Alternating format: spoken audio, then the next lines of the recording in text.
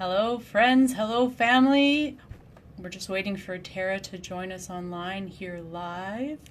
Give her a couple of quick minutes here. We are coming today live from Edmonton, Alberta. My name is Erin LaFleur, and we're waiting Tara Lithlin. Tara, come online. Let's go. Here she is.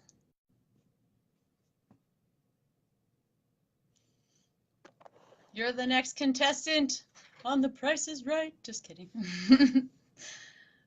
It's taking a while. Technology. Uno momento. We're trying to get your camera going here, Tara. Keep hitting it. There you Hello, it worked. I figured it out. are. I'm glad. I've been starting to just kind of ramble. Thank you for joining Sorry. us. Yes. Thank you. Hello, everybody. Hello. Welcome to a third episode of The Heart of Real Estate with Tara and Erin.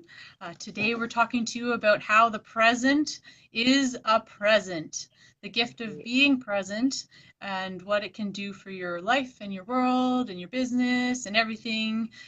So with that, we just wanted to make sure that we started off by thanking everybody for viewing so far. Hi, Gordon. Good morning to you and everybody who has viewed our videos so far. It means a lot to us. We are doing this simply to be inspiring. We have been inspired watching many people do something similar, getting their heart out there, getting their message out there.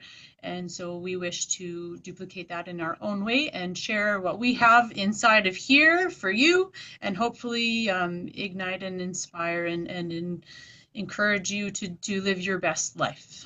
Right, Tara? 100% I agree. I think as we get older, we get stuck in a treadmill of bills and responsibilities, and we forget that we can achieve what we intended to achieve when we're little.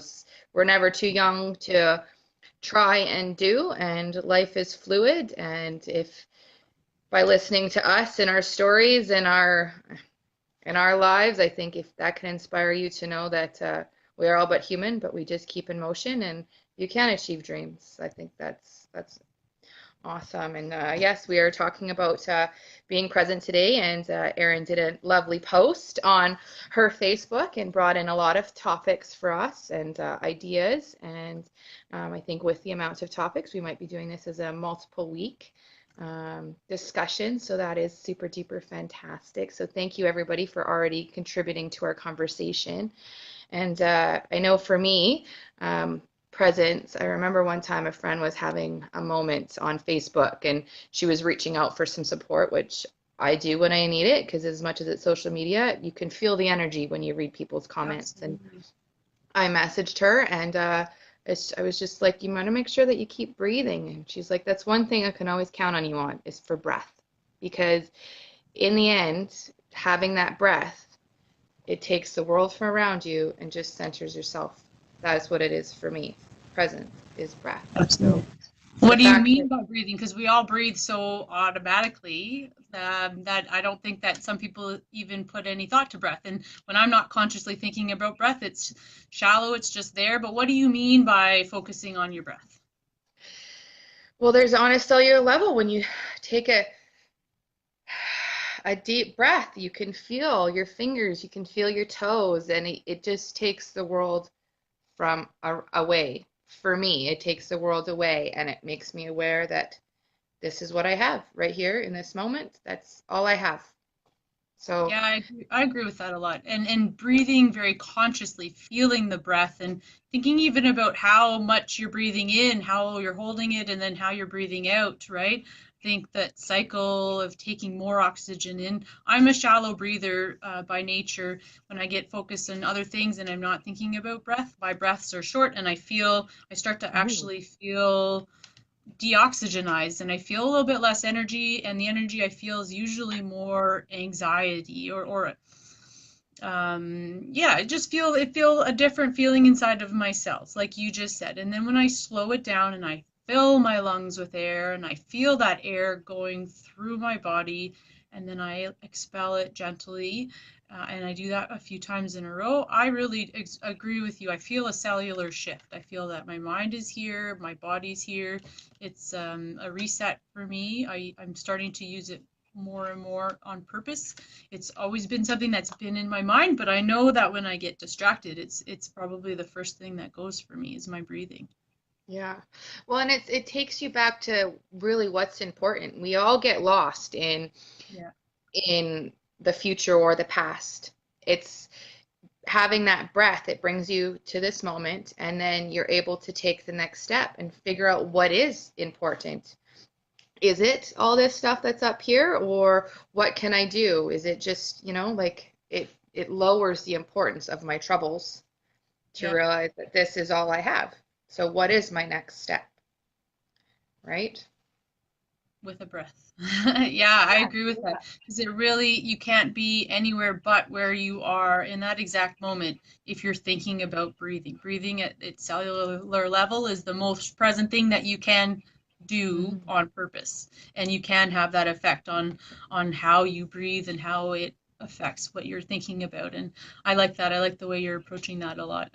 Breathing is one of the quickest routes to being in your body in the moment and staying there, right? Mhm. Yes, absolutely. And I can see why it's such an integral part of meditation. For those who do meditate, I can see like it brings you to that center. So, I, Absolutely. Yeah, yeah. I'm glad that you brought up meditation. It's a nice approach into energy work and thinking about the energy that we are showing up to the world with, the energy we're putting out, and the energy that we're holding inside of our bodies. Yeah. That is absolutely, whether you're being present or not, there's energy flowing through your system. It is a little bit of an existential conversation, but if you're open to it, we are all just forms of light and energy, and we have ability to harness that and focus it. And I think breath and affirmations and yoga practices, like Daniel's saying, yeah, deep breathing, teaching people and kids at a young age to notice their body and notice the things that are happening in the moment. Yeah. And that is, I know at my kids' elementary school on Wednesday mornings they were doing yoga, I which love is that. fantastic. Like it was one day a week, and you could opt in because it was preschool, like before school. But that was something that they were offering. I think was just fantastic. So it is teaching them at youngs if you're open to it. So Have you yeah, ever tried Tai Chi before? no, No? no. Okay. You laugh. You laugh, but it is a wonderful way to stay present. Michelle and I, before we had kids, we started doing Tai Chi for a half a year, and then I'm gonna write it's that a little bit down right trickier now. with young kids, but it's in the intention to get back into it. I'm actually going to sign up with a friend to start going in the new year if you want to try it. Uh, Yeah.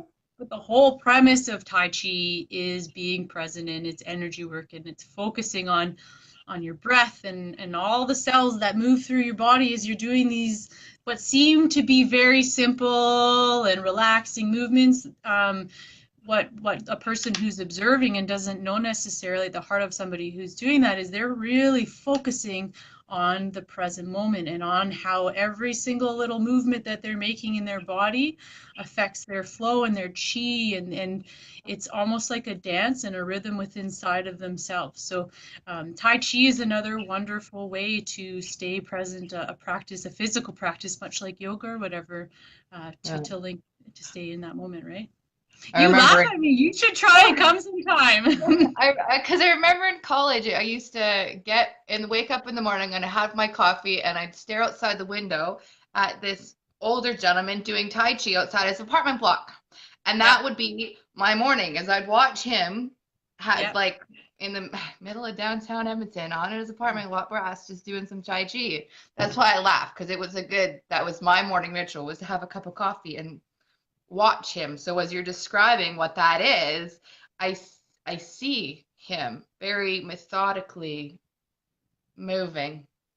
Well, and So think of how present he was to his own stuff that he did that in front of everybody else with no concern for the young lady sitting having her coffee, watching him doing his movements. He's just doing his thing and watching the energy flow through his body and just experience it in that moment, right?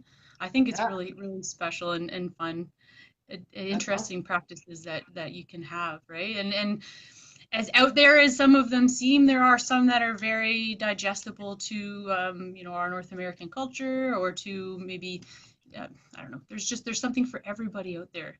Start with your breath. Like Tara said before, breathing is the quickest way just to get grounded in your body and stay present and stay connected with what is right now.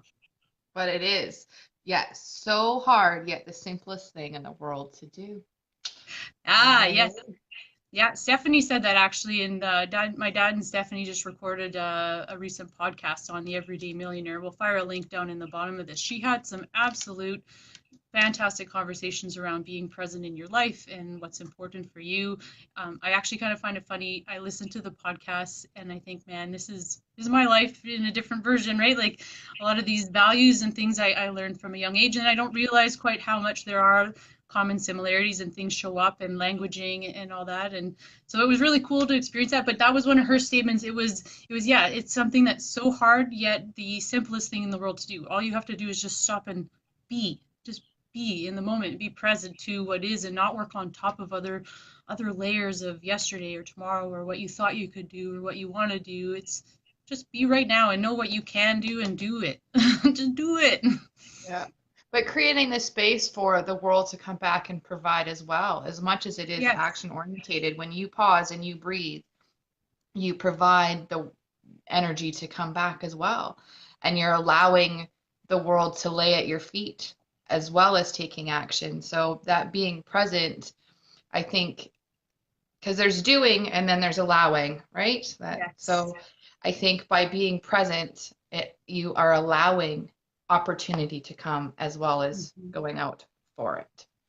And Absolutely. I think that kind of links it back to how it's relevant for real estate and for business, is being present to where you're at currently, and opportunities are there. They are out there, but you need to be right now in them, in the moment, so you can see actually what is in front of you, and being ready to take it on when it does show up for you, right? and that's exactly it. Yeah, for sure. You got to allow, and that only happens when you are being and not Yes. doing. Another good word like allow is surrender. Surrender is one for me that really hits inside my body. If I want to say I need to get really present on something, I surrender to it. I surrender to being fully present to this moment with you, Tara. I surrender to today and to all the things that I want to achieve. And it's not necessarily surrender in a victim sense, but it's fully giving my body, I surrender to this time, and I am only focusing on this, and I've surrendered anything else that I need. It's just me right now, vulnerable with you, with my heart, and sharing and connecting. So I like that, allowing and just giving permission, holding space for things, for stuff, for people, Yeah. for the moment. See, and I see again, it's the power of words, right? We can say anything we want, but it's the power that words we get them. And I am very much like I create my own. Yeah. Like, so surrender is a little bit harder for me, just because if I surrender, then I feel like I need to still have my own. So that's why allowing is something for me, because I allow versus Right. I've surrendered for. So, right? I think it's so interesting how it's so that one little word can change. It means the same essentially with how it feels and on a cellular level, but on that was interesting. Thank you for that. Well, you're being present to how it feels for you and being genuine to that. And that's the nice thing about words, is they are, as much as they are objective, they are subjective, and they do hold weighted meaning. And it's nice when you and I can now, we've shared a moment where I have a clear understanding of what that specific word feels like for you, right? I like that. Yeah, me too. Me too, for sure. That's what this is all about. Yeah, right? And that's it, Yeah. being present and having a conversation about what this is for us. So that is fantastic. And thank you for making that post as well, because it was so interesting to read what it meant for everybody else. Like I think there was only like 2 or 3 people who had the same trail of thought. Everybody else was like, this is what it is, and I'm over here, which is what brings us to how we can have a conversation about this for a few different weeks, because it was on, the body or daily or relationships, right? So Yeah, when we looked at all the different points and then the points that you and I made together beforehand, there's just so much weight in being present, which is very funny because it doesn't feel like it would be something that has so much weight too. And maybe that's just because we're not all being honestly present to what there is to being present to, right? And yet it was interesting to see how unique it was for everybody in their own world. What did being present mean to them? And you see some patterns in linking to what people have on the go and how that shows up for them in their focuses and value systems. And value systems do play a really big role in what everything means to you, including how you stay present. So I think that we're definitely going to have a lot of content to talk about for the next few weeks. I agree. Yes, I completely agree with that for sure. So yeah, awesome. Yes. Well, maybe this would be a good place to start to ask for some feedback around that. We started a conversation on Facebook last week, but here's another way to delve into it a bit further. If you think that there are maybe 3 general buckets of being present that we could converse about, like being present generally is a bit of what we've talked about. What does it mean to be present? What are some quick ways into being present for you? Another way would maybe be the daily and time of being present. How are you present to the things you want to achieve each day and being present to the time as it passes. And then a third bucket being relational presence, being really present to the people who you're having a conversation with.